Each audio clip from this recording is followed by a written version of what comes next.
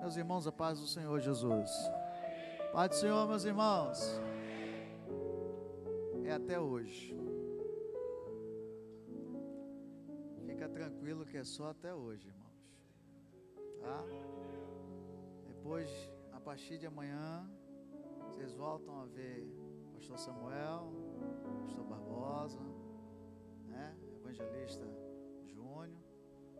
E eu vou estar lá na Bahia orando por você. Tá? Vamos cantar?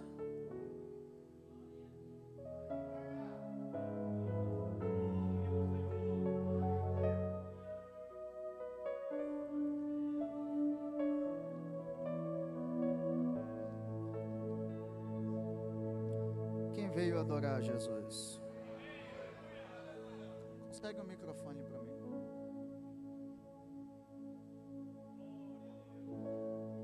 Dá para ela.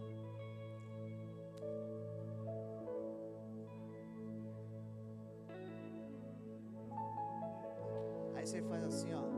Sauda todos com a paz do Senhor. Vai lá. Sauda todos com a paz do Senhor. Eles não ouviram direito, por isso não tomaram café. Faz de novo. Saudamos a igreja com a paz do Senhor. Aí vamos cantar um hino que ela escolheu. Você tira?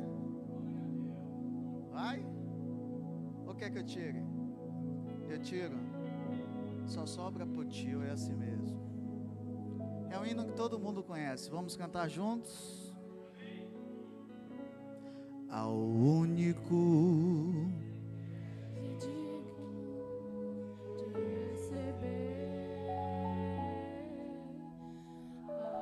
joguei lá em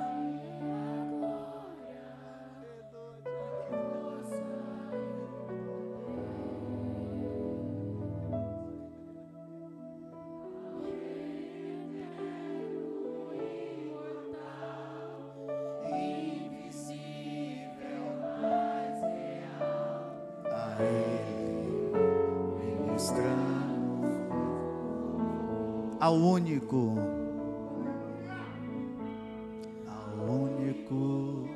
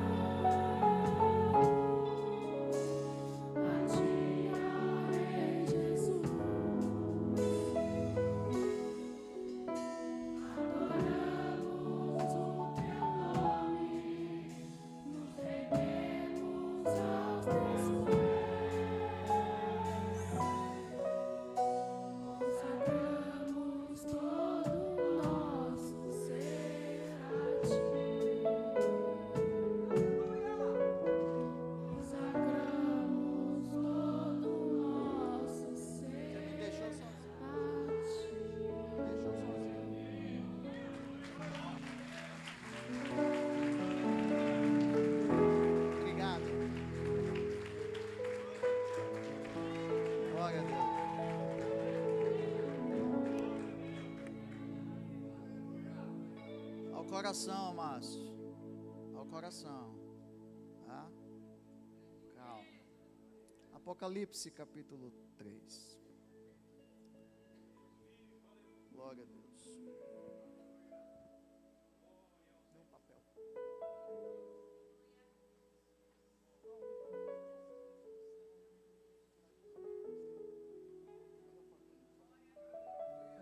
Apocalipse capítulo 3.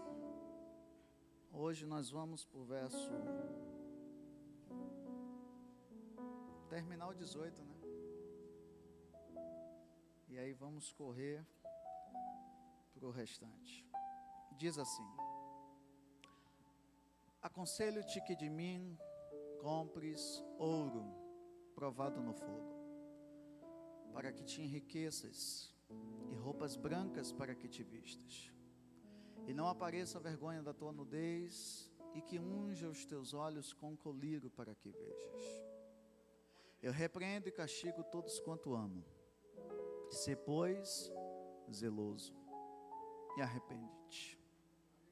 Eis que estou à porta e bato. Se alguém ouvir a minha voz e abrir a porta, entrarei até ele, e com ele cearei, e ele comigo.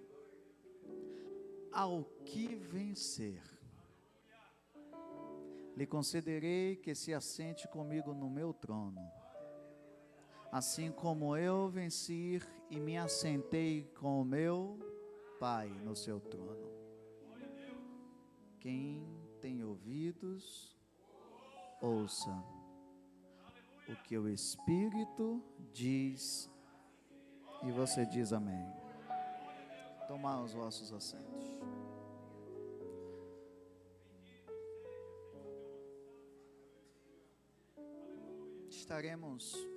Estamos aqui desde a segunda-feira, e hoje nós estaremos encerrando, né, esta cruzada, qual Deus colocou no coração do pastor Barbosa e nos convidou para nós estarmos aqui durante toda essa semana, trazendo a palavra de Deus. E Deus já tem feito grandes coisas. Nós vemos recebendo mensagem, algumas pessoas mandaram mensagem pelo Instagram: pastor, eu fui abençoado com isso. Eu digo, conta lá na igreja, irmão. Pastor, eu fui abençoado com tal coisa. Conta lá na igreja, irmão. Contar só para mim não vale. Conta o testemunho para que o povo veja de que Deus não mudou. Ele é o mesmo, ontem, hoje e eternamente. Ontem eu ouvi, uma pessoa falou assim para mim: pastor, na ceia o senhor pregou coisas que não era do texto de Apocalipse. Eu falei, você não estava no culto, porque eu preguei sobre riquezas terrenas e riquezas celestiais. Eu não fugi do tema. A única diferença é que, como era Santa Ceia, eu enfatizei sobre os 3 inimigos que pode deixar você de fora da porta. E que você precisa ter cuidado, porque a qualquer momento a porta vai se abrir. E se você tiver azeite na lamparina, você vai se encontrar com o noivo. Hoje eu quero aproveitar o tempo que me foi dado. Se eu estiver correto, é isso. Tem um tempo hoje, 45 minutos. O Senhor Jesus, como nós falamos ontem sobre o verso 18, 3:18. Coloca o 18, isso. Nós começamos a falar sobre o conselho, sobre comprar o ouro provado no fogo para que enriqueças. Falamos ontem sobre roupas brancas, né? Porém, não falamos tanto sobre a última parte do texto. Para que unja os teus olhos. Para que unja os teus. Para que unja os teus. com muito carinho e respeito, pergunte para quem está perto de você: aonde está focado os teus olhos?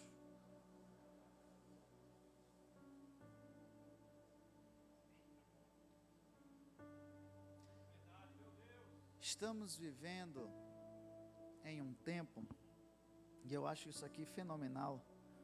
Hoje à tarde nós estávamos almoçando e conversando, e estamos vivendo em um tempo onde as pessoas estão perdendo o foco para onde olhar.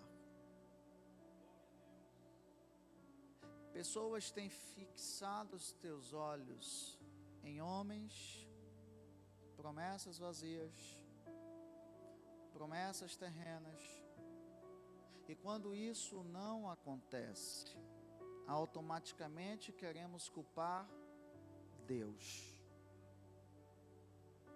Só que é muito simples entender isso aqui.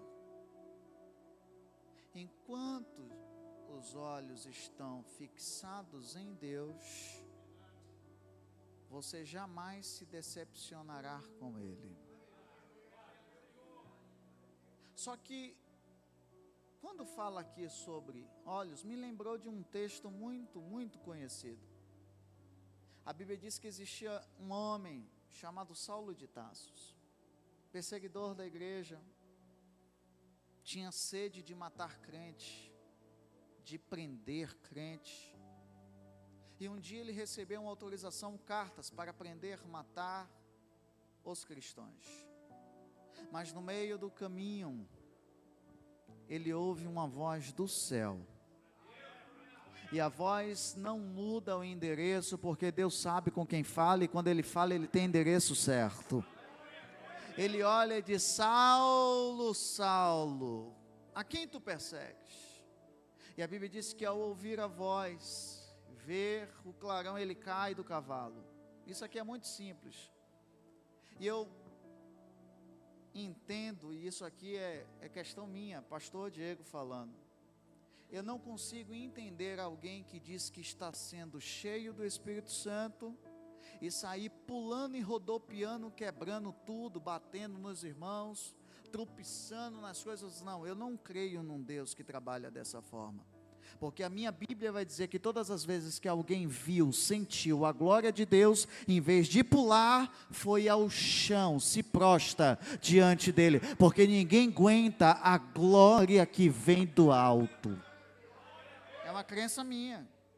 Então, quando eu vejo em alguns lugares as pessoas meio emocionadas, evangelista Júnior, pulando, rodopiando, tem alguns irmãos que perdem o controle, tem que segurar, que o outro vai correndo, se vacilar toma um se liga malandro, como diz lá na Bahia.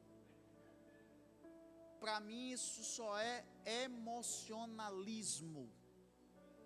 Porque quem sente a presença de Deus de fato é tão grande, que a maior reação que ele pode sentir é se prostrar diante de Deus, e ali ele chora, ali ele se derrama, ali ele fala em línguas, e aí vai fazer igual a irmã falou ontem, é uma alegria tão imensa, que a gente não consegue nem explicar, aí sente dentro da alma, e Deus começa a encher, e coisa boa é crente cheio, viu?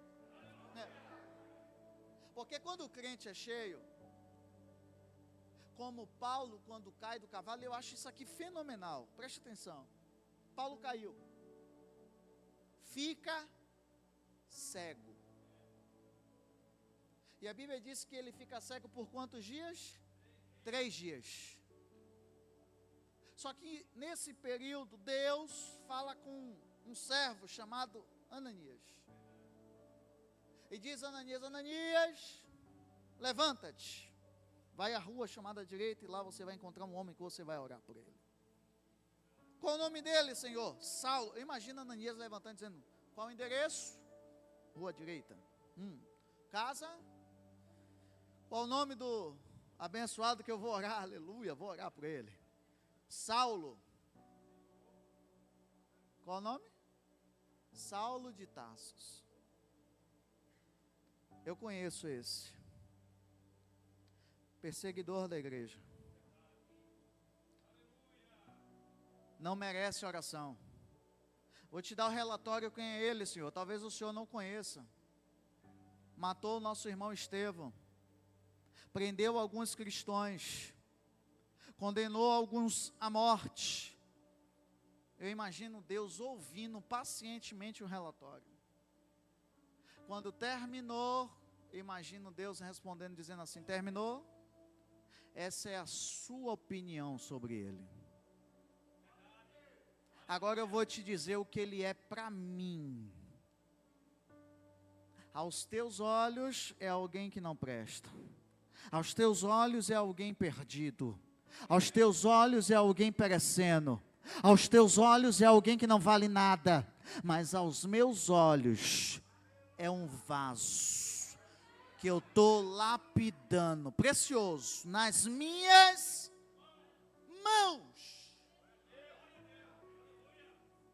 Isso aqui é para você entender, tudo que está na mão de Deus está no processo de lapidação. Vou repetir, tudo que está na mão de Deus está em processo de lapidação. Porque quando ele chega lá para orar por Saulo, isso aqui é muito real, irmão. E ele vai entrando, a Bíblia diz que Saulo diz: Ananias.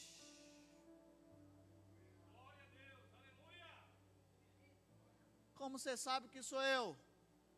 Porque vem 3 dias eu conversando com ele. Desde quando ele falou comigo lá no caminho, eu não parei mais de falar com ele. Ele me disse que você viria aqui orar por mim. Ô irmão, tinha 3 dias Saulo conversando com Cristo. 3 dias de diálogo. Eu imagino ele cego. E o Senhor dizendo assim, ó: você está cego, você não consegue andar sozinho. Você está cego, você não vai conseguir sair por aí passeando. Aproveita esse período para conversar comigo. Eu imagino ele dizendo: ó irmão, é uma conjectura minha, tá? Eu imagino o Senhor dizendo assim: você lembra o meu servo Estevão? Você lembra que quando você ordenou que ele fosse apedrejado, e você não entendeu nada porque ele olhou para os céus, e a frase que ele exclamou foi: vocês estão me apedrejando, mas eu já estou vendo os céus abertos, e o Pai de pé para me receber. Lembra que você não entendeu nada? Era eu que estava aguardando ele. Imagine a conversa de Cristo com Saulo, e começou a conversar com ele. Ô irmão, que privilégio. 3 dias de diálogo com Cristo e ouvindo a voz dele. E aí Saulo diz assim: pode entrar, Ananias. Não estou te vendo, mas Deus falou comigo que você viria aqui hoje. Ora por mim. E a Bíblia diz que depois que Ananias ungiu e orou por Saulo, as escamas caiu dos seus e ele voltou a enxergar. Só que quem tem um encontro com Cristo nunca mais enxerga da mesma forma. Vou repetir: quem tem um encontro com Cristo nunca mais volta a enxergar com a mesma forma. Porque quem tem Cristo na alma começa a enxergar com compaixão. Quem tem Cristo na alma começa a enxergar com perdão. Quem tem Cristo na alma começa a enxergar com misericórdia. Porque a Bíblia diz que da mesma forma que você medir, você será. Como é que você está olhando os seus irmãos? Como você tem olhado para os seus líderes? Como você tem olhado para o ministério de louvor? Como você tem olhado para cada irmão na igreja? O problema da minha geração é que estão confundindo as coisas. Estão trocando os olhares, deixando de olhar com misericórdia para olhar com julgamento. Estão trocando os olhares, em vez de olhar com compaixão, estão olhando com condenação. Hoje qualquer coisa que acontece, a coisa mais difícil Aí você vê alguém compartilhar milagre. Mas quando alguém cai, quando alguém peca, quando alguém escorrega, você viu? Compartilhei. Pastor peca. Cantor peca. Cantor é exaltado. Estava conversando inclusive hoje, um adolescente que saiu nas redes sociais, que até imitaram línguas estranhas dele, acabaram com o menino. Eu não vi um pastor saindo para defender o jovem. Eu não vi os pais saindo para defender. Sabe por quê? Porque hoje as pessoas estão mais preocupadas em mídia, dinheiro, sucesso, ser famoso, e esquecem que atrás daquilo tudo existe uma pessoa que tem corpo, alma e espírito. Cuidado com o seu olhar, que você pode estar condenando alguém ao inferno. Eu sei que vai ficar difícil de dar glória a Deus de vez em quando, e eu vou correr aqui sozinho, não tem problema nenhum. Mas hoje o Senhor vai tirar as escamas dos seus olhos, e você vai voltar a enxergar como crente. Apocalipse 3, coloca para mim o verso 18. Passa por 19 agora. Olha o que o Senhor diz. Eu repreendo e castigo. Eu repreendo e castigo. Tem alguém que diz assim: Deus é um Deus de amor. E Ele está dizendo: eu repreendo e castigo a todos quanto Provérbios 3:11. Provérbios 3:11.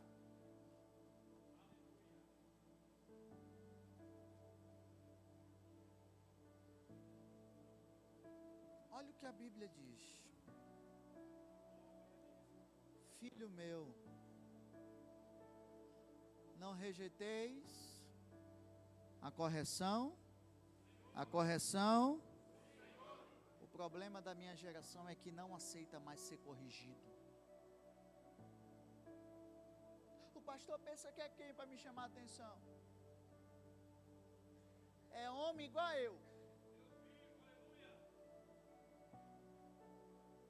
O Senhor está dizendo para você nessa noite: filho meu, não rejeites a correção do Senhor, nem te enojes. Isso aqui é forte, irmão. Isso aqui é só para crente hoje. Ele chamou a minha atenção na frente dos outros. Não olho mais na cara dele. Vou sentar do outro lado só para não dar mais a paz. Vou sair da igreja. O que não falta é igreja para congregar? Tem realmente um monte. Muitas igrejas aí. Você escolhe onde você quer congregar. Mas para encontrar pessoas que têm o interesse de te levar para o céu, está difícil. A maioria quer só a lã das ovelhas. Venha do jeito que você tiver, está tudo bem. O importante é você ofertar, dizimar e está tudo certo. Não, irmão. Só corrige quem ama.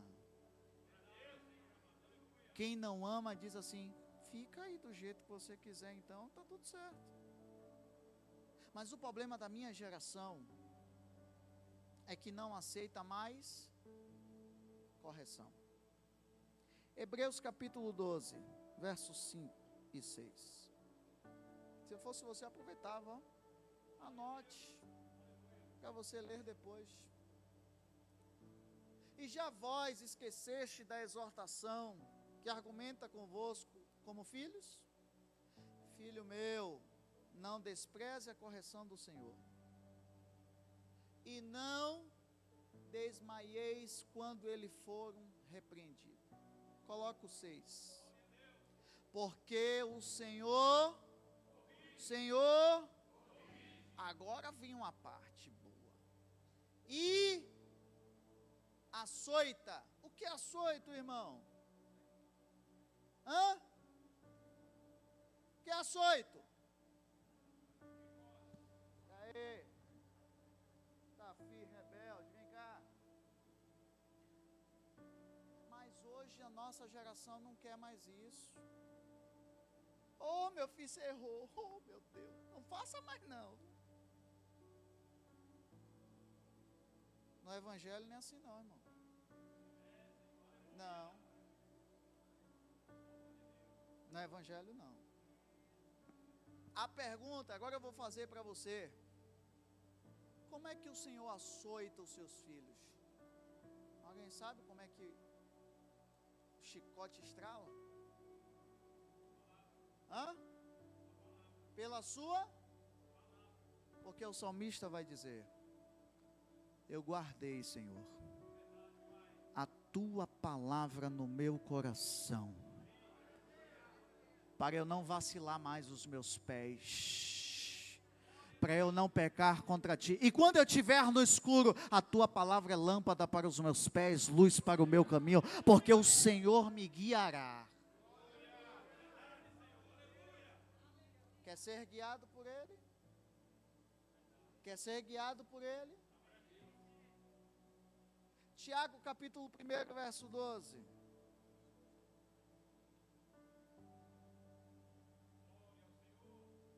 Eu ainda estou no verso 19, mas Tiago 1,12. Bem-aventurado o homem que suporta a tentação, porque quando for provado receberá a coroa, o qual o Senhor tem prometido aos que? Aos que? Vamos lá. Verso 20 de Apocalipse capítulo 3. Eis que estou,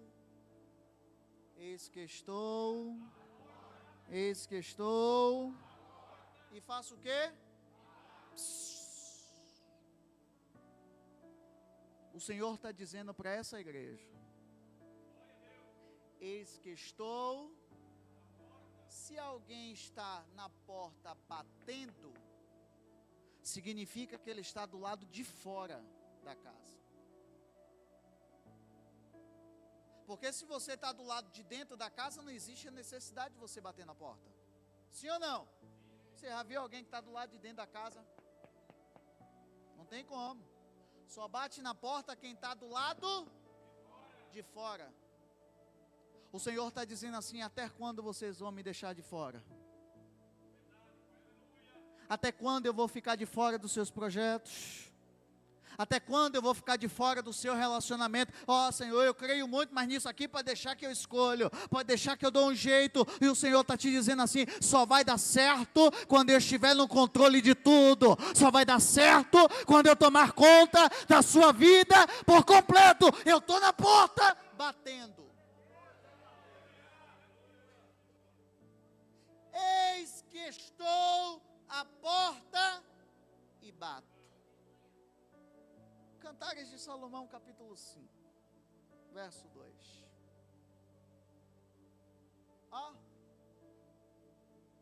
Eu dormia, mas meu coração velava.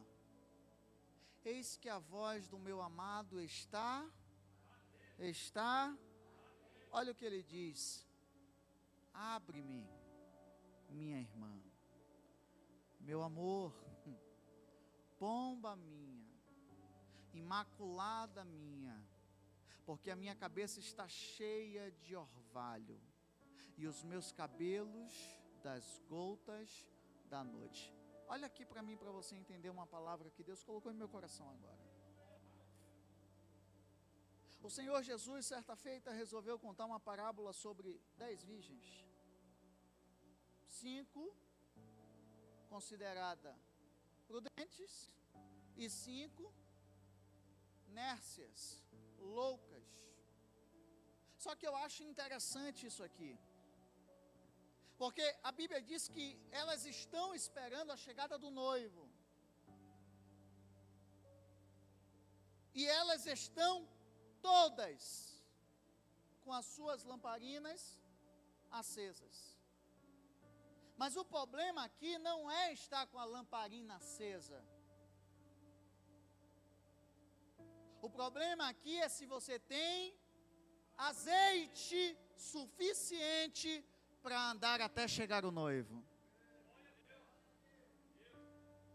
Eu não sei os irmãos aqui, eu como já preguei muito em lugares que não tem energia solar, não tem energia elétrica. A única energia que tem é dia sol e à noite lua. E aí alguns irmãos chegavam nas igrejas com as suas lamparinas.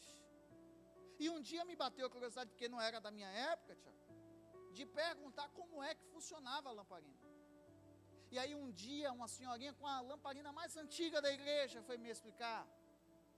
Ela falou: ó filho, aqui a gente põe o azeite, depois você vem com um barbante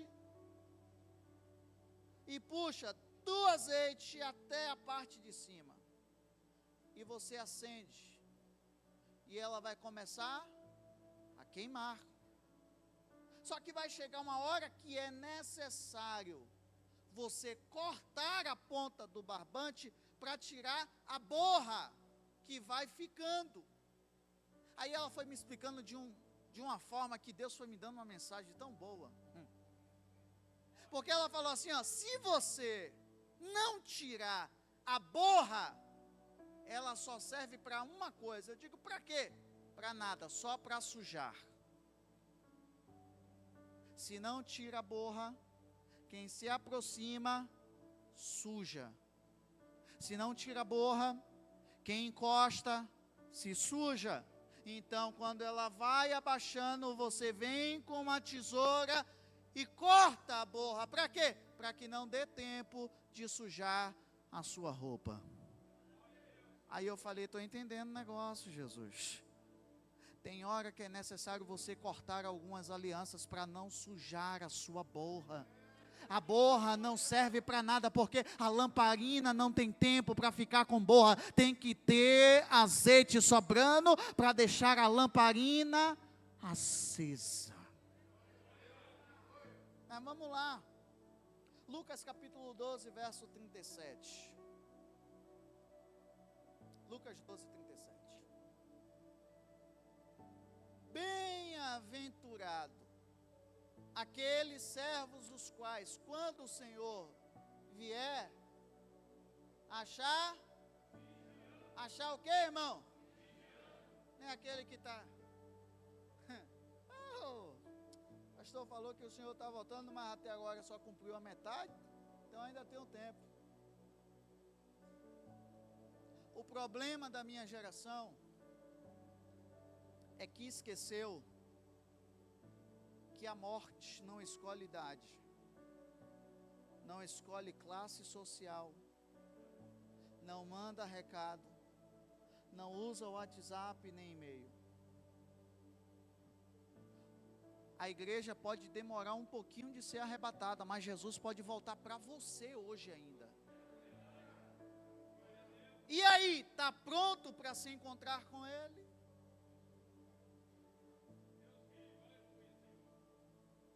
Lá na nossa igreja tinha um presbítero de 32 anos de idade. E nós fizemos um churrasco na igreja, porque batemos a laje, a metade da igreja. E eu lembro que a esposa dele tinha 2 gêmeos de 6 meses de vida. E depois do churrasco, todo mundo, aquela alegria, vamos ficar para o culto. Quando terminou o culto, ele falou: pastor, não vou demorar muito, porque eu ainda vou trabalhar a noite inteira. E ele correu para o trabalho. E lembro que no churrasco ele ainda fez uma marmita para levar para jantar. E a gente ficou brincando, fez assim: deixa metade da carne. E ele chegou no trabalho para jantar. Sentou no refeitório. Esquentou a comida. Colocou na mesa. Quando a gente estava levando a esposa dele para casa, que ele saiu do culto e foi para o trabalho e a esposa ficou na igreja, a gente ia deixar ela em casa. Quando a gente está chegando na porta da casa, a mãe da esposa dele estava chorando. E a gente perguntou o que foi, ela disse assim: tive uma visão. E a visão é que Jesus voltava para alguém nessa noite. Na mesma hora ela pegou o celular e ligou para o esposo. Quando ligou, quem atendeu já não foi mais ele. E quem atendeu disse assim: o seu esposo esquentou a comida, sentou no refeitório e fez uma oração. Quando ele terminou a oração, ele baixou a cabeça e a gente achou que ele ainda estava orando. E quando fomos tocar nele, ele já estava morto. Deu um infarto fulminante em um jovem de 32 anos de idade. O problema da minha geração é que está vivendo como se não houvesse amanhã. Está vivendo como se nunca fosse morrer. Cuidado, Jesus pode voltar para você a qualquer momento. E a pergunta é: você está pronto para se encontrar com Ele? Eu sei que o glória diminui, não tem problema nenhum. Eu quero que você saia daqui nessa noite sabendo que a qualquer momento a trombeta vai tocar e Jesus vai chamar o teu nome. Está pronto para se encontrar com Ele? Mensagem de arrebatamento, eu sei que o povo fica tudo, não é chave. Mas hoje eu vou entregar tudo que Deus mandou. João capítulo 14, verso 23.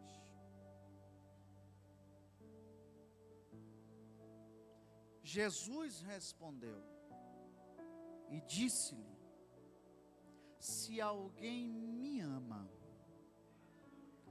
guardará a minha palavra, e o meu Pai o amará, e viremos para ele, e faremos nele morada. Você só está aqui de passagem, irmãos. A pergunta é: está se preparando para passar a eternidade com Cristo? Qual é a maior recompensa da igreja ao ser salvo?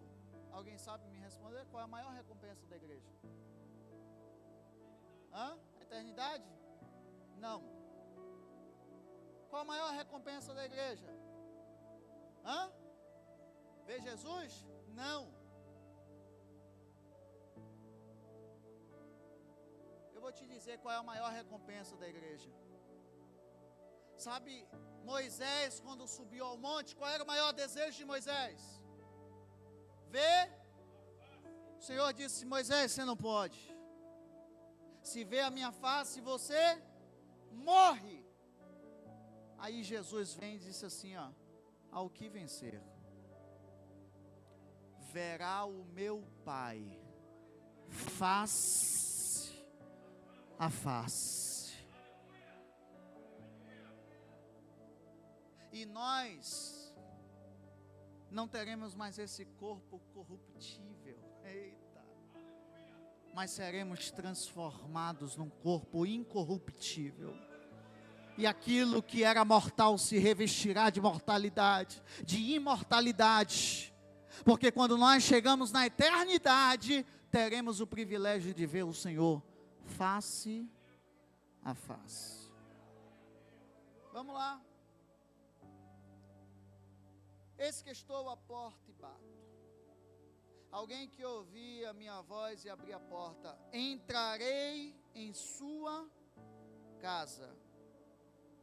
E com ele cearei, e ele comigo. Verso 21, parte boa. Ao que vencer, lhe concederei que se assente comigo no meu trono, assim como eu venci e me assentei com meu Pai no seu Mateus capítulo 19, verso 28.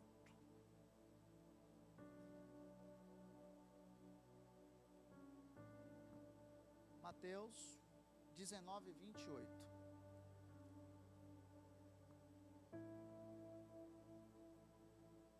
Olha o que Jesus disse.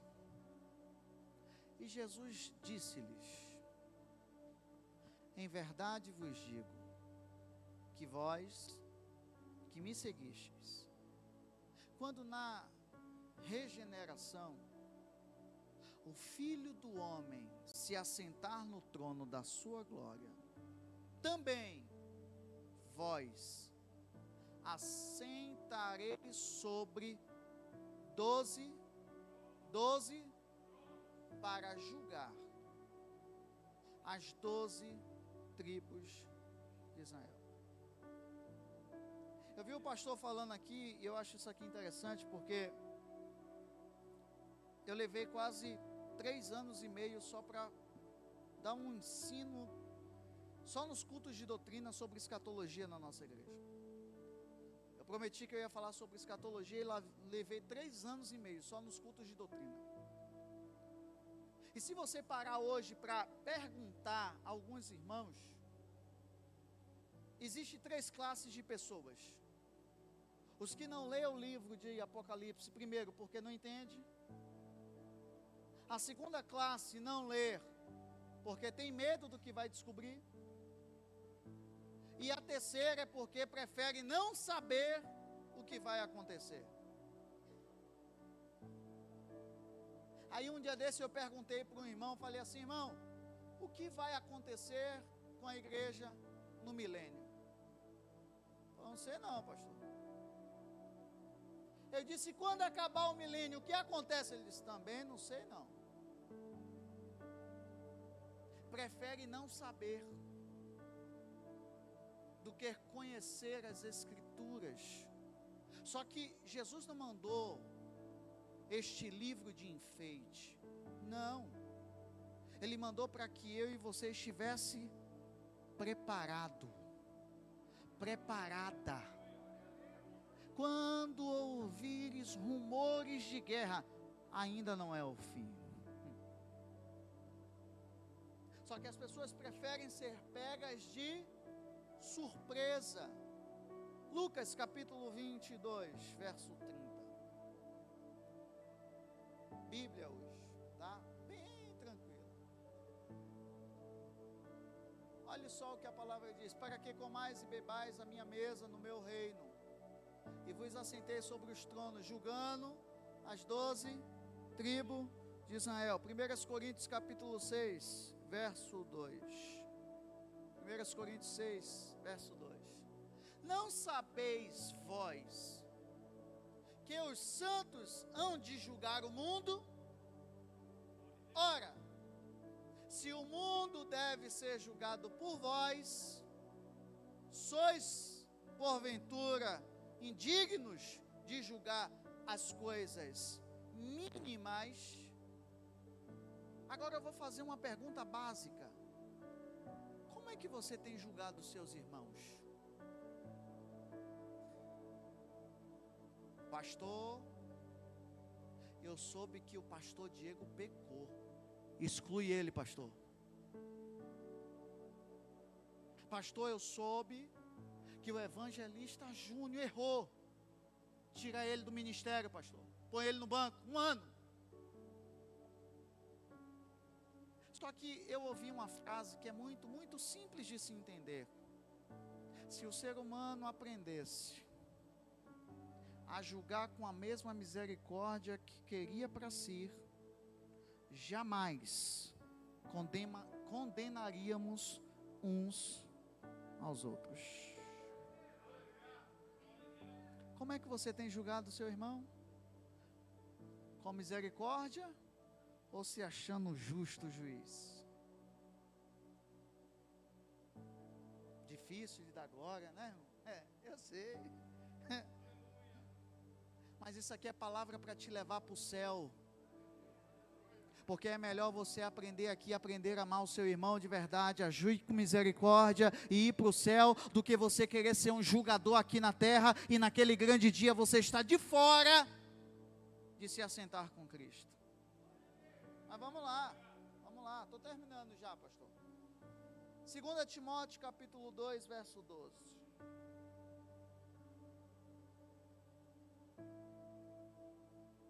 Se sofremos também com Ele, porém, se o também Ele nos negará. Quem é você na sociedade, irmãos? Ou você só é crente da igreja Arrependei-vos? No seu trabalho ninguém sabe que você é crente, né? Na faculdade ninguém sabe que você é crente.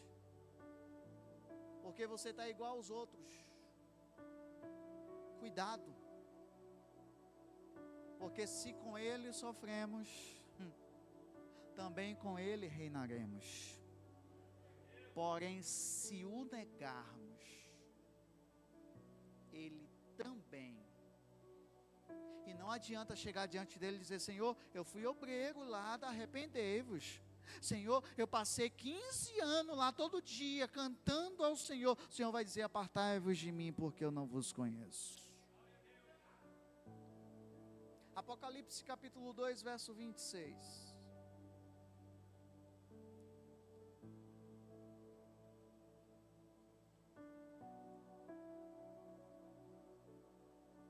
Essa é boa. E ao que? Eu pergunto: alguém quer perder, irmão? Eu não gosto de perder nem no videogame, Tiaguinho. Se botar o FIFA, nós dois, o pau quebra. Eu pego o time melhor que tiver, dito, mas não gosto de perder, varão. Para quem gosta de jogar bola, eu quero ver querer cair num time bom. Tira no pau ímpar, vamos tirar aqui. Eu escolho fulano, ciclano. Aí o pior fica por último. Aí o cara fala: só sobrou ele, foi?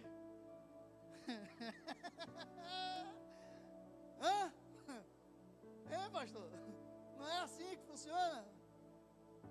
Porque ninguém quer perder.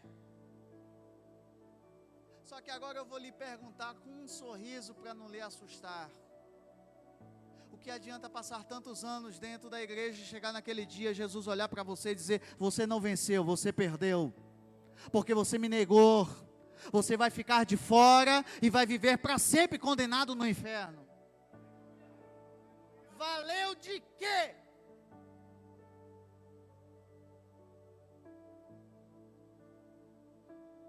Do que adianta ganhar o mundo inteiro e perder a sua alma? E eu encerro agora com uma parábola e uma história de Jesus. A Bíblia diz que Jesus ia passar por certa cidade, um homem rico chamado Zaqueu ouviu dizer que Jesus estava por ali passando. E ele, como conhecia o percurso que Jesus iria passar para sair da cidade, Zaqueu, a Bíblia diz que era de pequena estatura. Corre, sobe em uma árvore e fica dali esperando Jesus passar. E a Bíblia diz que quando Jesus vai passando, olha para Zaqueu e disse a Zaqueu: desce depressa, porque hoje me convém pousar na sua casa. Os pregadores vão pegar isso aqui e vai dizer: o Senhor vai entrar na sua casa hoje convém o Senhor entrar na sua casa. Aí os irmãos: amém. Só que o maior milagre não foi esse. O maior milagre não foi esse. Quando Jesus entra, olha o texto. Jesus não prega para Zaqueu. Mas só a presença de Jesus na casa de Zaqueu é o suficiente para ele sozinho se denunciar e dizer: Senhor, eu vou pegar metade de tudo que tenho. Ele mesmo disse assim: eu tenho muito, eu preciso aprender a começar a repartir. Vou pegar metade de tudo que tenho e vou ajudar, vou dar, vou doar. E se porventura eu fraudei alguém, eu vou devolver 4 vezes mais, quadruplicado. Jesus não pregou para Zaqueu fazer isso. Porém, quem aceita Cristo dentro de si, dentro da sua casa, não consegue viver com muito e ver o seu irmão com nada. Vou repetir isso aqui para você entender. Quem aprendeu e vive Jesus não consegue dormir em paz sabendo que ele tem muito e tem alguém que não tem nada. Zaqueu disse assim: o maior dom é esse. Eu aprendi que a partir de hoje eu preciso repartir.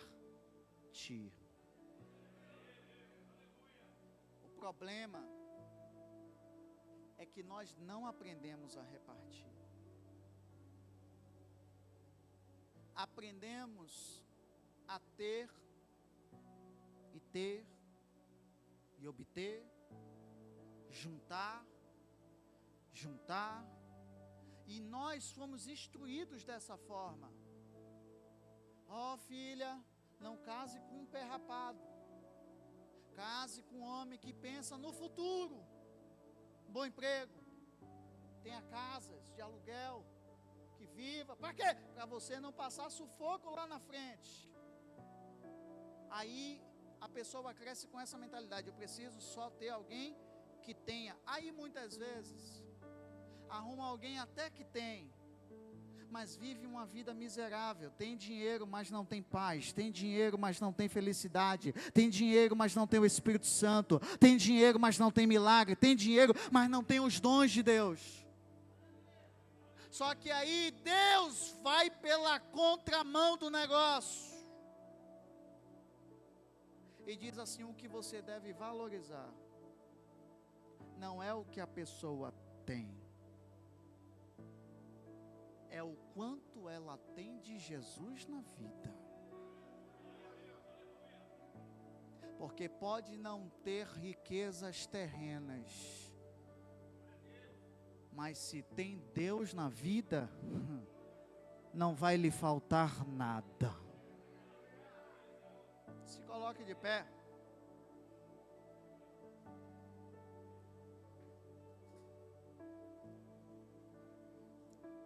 A igreja de Laodiceia estava tão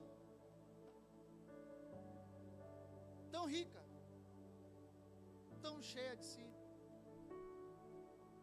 que o Senhor estava do lado de fora dessa igreja. Mas o Senhor disse: estou à porta e bato. Se vocês quiserem abrir a porta, é a igreja de Laodiceia. O Senhor disse: eu estou do lado de fora da igreja. Mas se vocês abrirem a porta, eu vou entrar. Vou até vocês. Vou cear com vocês. Vou cuidar de vocês.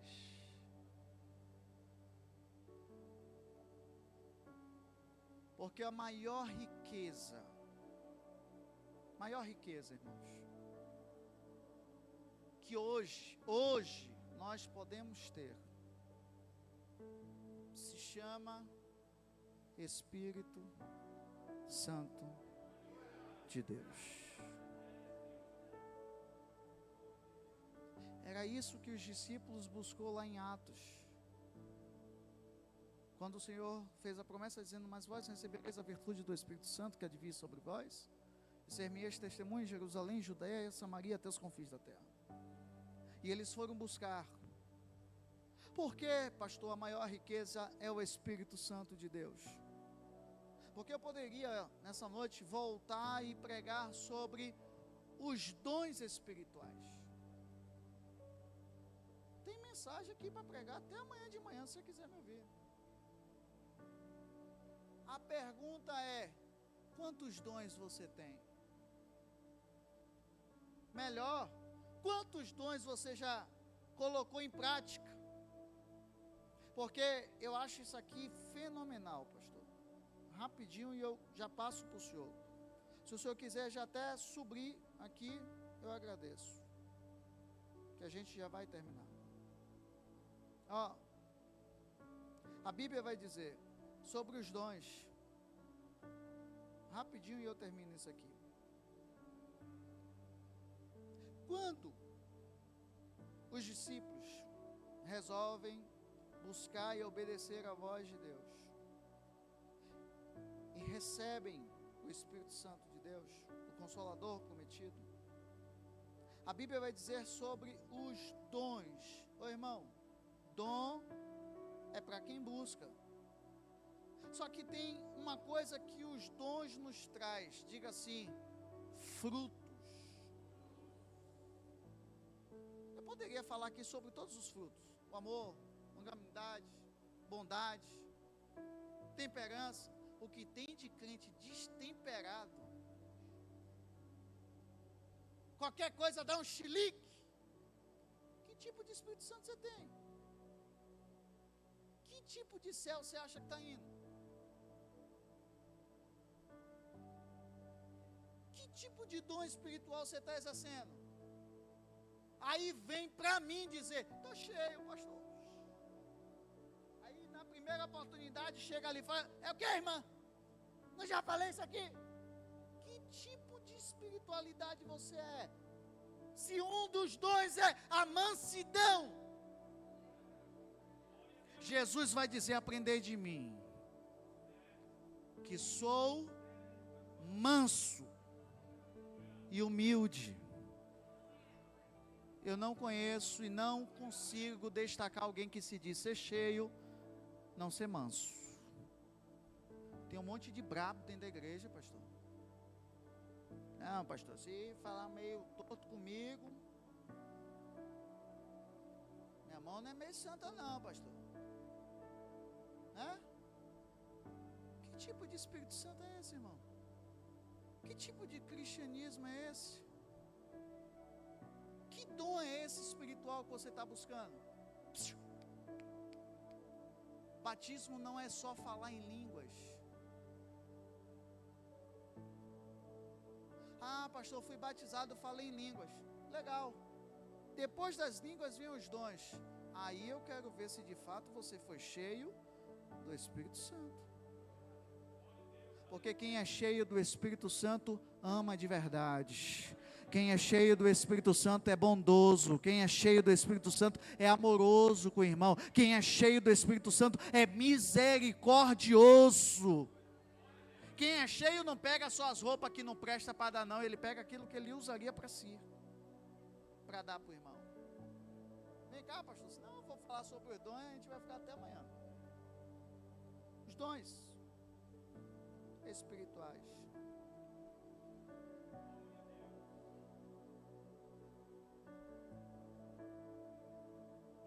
Atos capítulo 19, eu encerro. Pode vir, pastor. Chega aqui, não vai parar não. Se parar aí, o senhor vai descer de novo. Atos 19, 1 e 2.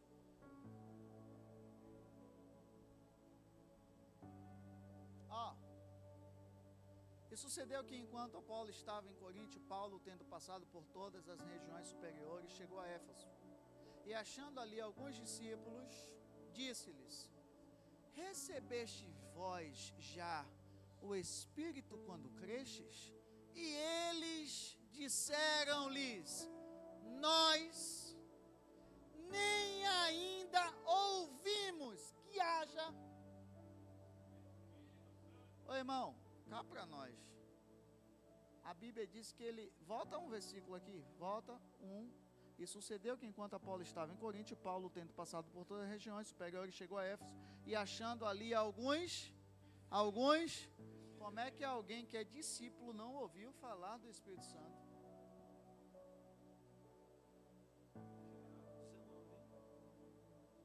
Já tinha acontecido o derramamento do Espírito.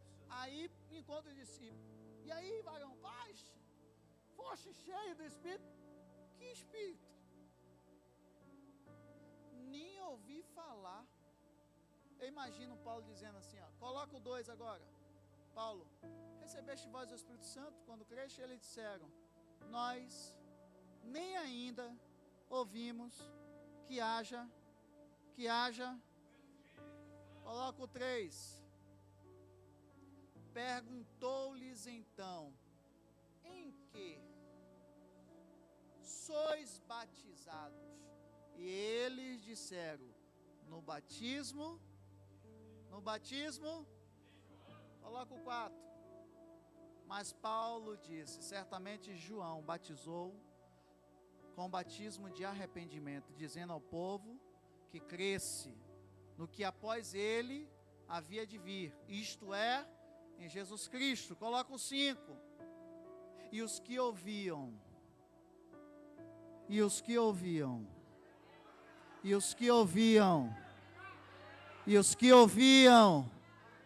foram batizados no nome do Senhor Jesus.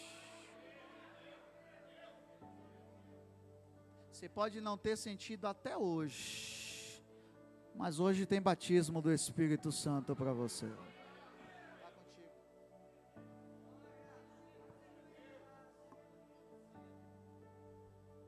Louvado seja o nome do Senhor. Chegou, igreja, chegou a hora. Nós estaremos orando, primeiramente, para os que ainda não foram batizados com o Espírito Santo. Venha à frente.